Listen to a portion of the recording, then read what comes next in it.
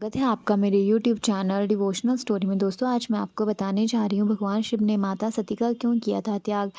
हम सभी ये जानते हैं कि पार्वती जी भगवान शिव की दूसरी पत्नी थी। हालांकि ये भी सत्य है, पार्वती जी भगवान महाकाल की पहली धर्म पत्नी सती जी का ही रूप थी और उन्होंने ही अपना अगला जन्म पार्वती जी के रूप में लिया था।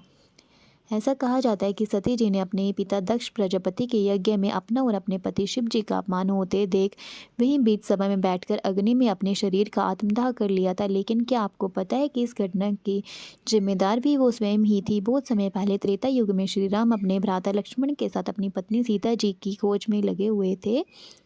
उसी समय कैलाश पर्वत पर माता सती महादेव के साथ बैठी हुई थी। उस समय उनके मन में एक सवाल आया कि श्री राम जो स्वयं भगवान विष्णु के अवतार हैं, वे इस तरह एक स्त्री के वियोग में वन में मारे मारे क्यों फिर रहे हैं। यदि वे चाहें तो अवश्य ही रावण की लंका का पता लगाकर तुरंत उसे मार सकते हैं। यही सवाल उन्होंने महाकाल अर्थात महादेव से पूछा था। महादेव ने बताया कि हाँ, सत्य है कि प्रभु श्री राम विष्णु के ही अवतार हैं, लेकिन उन्होंने पृथ्वी पर एक मनुष्य के रूप में जन्म लिया है, इसलिए उन्हें भी अन्य मनुष्यों की तरह, एक साधारण व्यक्ति की तरह सभी कष्टों से गुजरना होगा। तब सती ने कहा कि मनुष्य के रूप में भी उनके अंदर वही गुण मौजूद हैं जो भगवान विष्णु के अंदर समाये हुए हैं। तब माता सती ने निश्चय किया कि वे श्री राम की परीक्षा लेंगी और उन्होंने अपने पति भगवान शिव से इसकी आज्ञा मांगी। लेकिन शिव जी ने उन्हें समझाने की कोशिश की कि ये उचित नहीं है। श्री राम स्वयं सच्चिदानंद हैं, इसलिए उनकी परीक्षा लेना एक मूर्खता होगी। लेकिन कई बार समझाने के बाद भी जब माता सती नहीं मानी, तब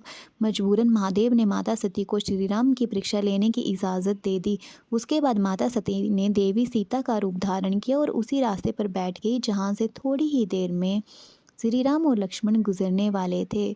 जब श्री राम और लक्ष्मण वहां से गुजरे तब लक्ष्मण जी की नज़रें देवी सीता पर पड़ी और लक्ष्मण उन्हें ही सीता समझकर प्रसन्न हो गए और उन्हें प्रणाम किया। जब थोड़ी देर बाद श्री राम की नज़र उन पर पड़ी, तब उन्होंने हाथ जोड़कर प्रणाम करते हुए कहा कि माता, क्या आज आप अकेली ही वन विहार पर निकली हुई हैं? मेरे प्रभु भगवान शिव कहाँ हैं? ये सुनकर माता सती बहुत ही लज्जित हो गई और उन्होंने वास्तविक रूप में आते हुए श्री राम और लक्ष्मण को देवी सीता की खोज में सफलता हेतु आशीर्वाद दिया एवं अपने गंतव्य कैलाश पर्वत को चली गई। जब शिव जी ने उनसे पूछा कि क्या तुमने श्री राम की परीक्षा ली थी, तब माता ने उनसे कहा कि उन्होंने श्री राम की कोई परीक्षा नहीं ली थी, परंतु महादेव तो अंतर्यामी थे, इसलिए उन्हें यह पता चल गया कि किस तरह माता सती ने देवी सीता का रूप धारण करके उनके प्रभु श्री राम की परीक्षा ली थी। तब महादेव इस बात का एहसास हुआ कि अब ना ही वो माता सती को अपनी धर्म पत्नी मान सकते थे और ना ही वो उनका त्याग कर सकते थे, इसलिए उन्होंने मन ही मन में माता सती का